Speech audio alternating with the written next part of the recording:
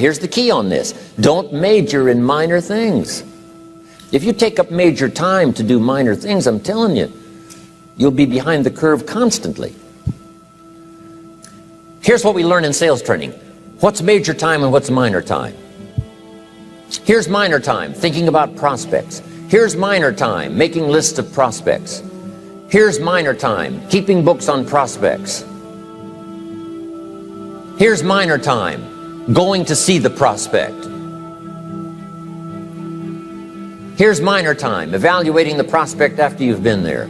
That's all minor time. Here's major time, in the presence of the prospect. That's major time. And if you took a look, if you're in sales and you took a look at a week, you'd say, my gosh, I'm spending 90% of my time on the minor stuff and so little time on the major stuff in the presence of. How many hours in the presence of in my day? How many hours in the presence of during my sales week?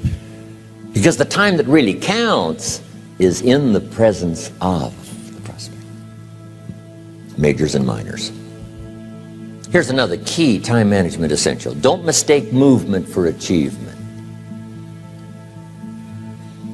It's easy to get faked out by being busy.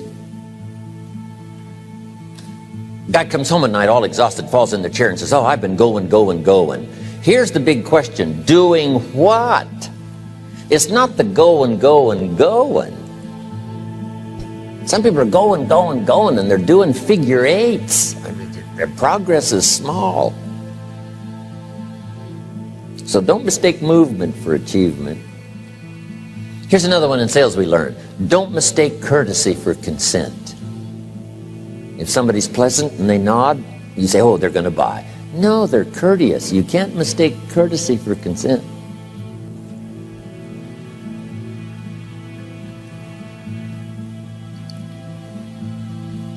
Now here's a big one, concentration. I had to learn this.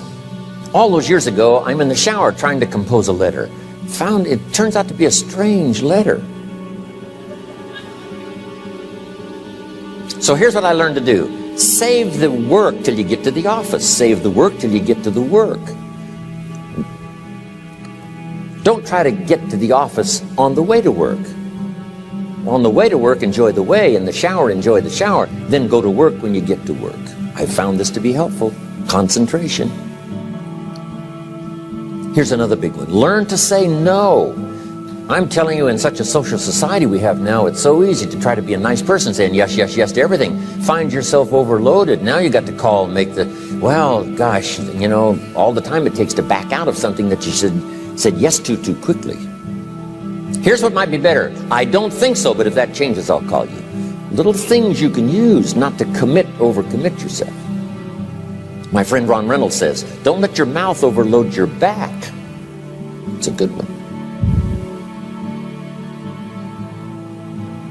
Now here's a big one on time management. When you work, when you play, don't mix the two.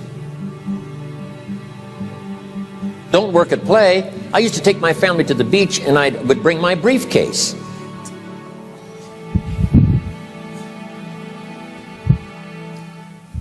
I learned not to do that. Or at the beach, I'm saying I should be at the office. Now my family's upset because I'm at the beach and I'm thinking office. Now when I'm at the office, I'm thinking what? I got to get my family to the beach. So things are not going too well at the office because I'm thinking beach, and things are not going too well at the beach because I'm thinking office. Here's what I learned to do. At the beach, be at the beach. At the office, be at the office. When you work. When you play. Don't mix the two. Don't work at play. Now here's one of the most important ones. Don't play at work. Work is too serious. You don't want the reputation of being the office joker. It's not a good one. Yes, there's time for some pleasant stories. Yes, there's time for a little humor. Yes, best if it's a happy office, of course. But I'm telling you got to be serious about work because you're parting with a piece of your life for the work you do. Your work costs you a piece of your life. Here's what it's called. Serious business. Not grim, not unhappy, but serious. Key. Don't play at work. The old expression, I don't think we use it anymore, horse around at the office. Play around, play jokes, play tricks. No place, not at the workplace. At the beach, yes. At the bar, yes. Somewhere else, not work. You've got to treat work with all due conservative passion, because it's leading you to your future. Here's another key phrase: all work is good. You may not like your job, but if it's the stepping stones to get you to where you want to go, you got to appreciate your job. You don't have to have a passion for your job.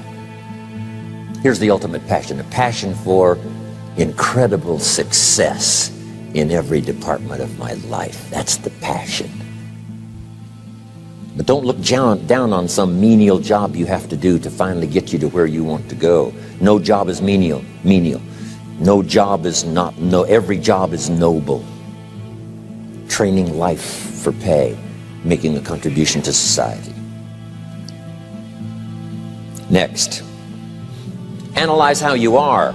And if you have some weaknesses, if you doesn't seem like you can change, here's the key: get it covered. I used to keep promising myself I'd keep the books, keep the books, keep the books. Finally, I gave that up. And back then, it only took me an extra $50, $60 a month for some accountant to keep the books. I said, no, I'm going to save the $50. You can't believe what I started losing in productivity because I tried to save the $50. So the key is, a lot of the time you can stay like you are, but just make sure you get it covered.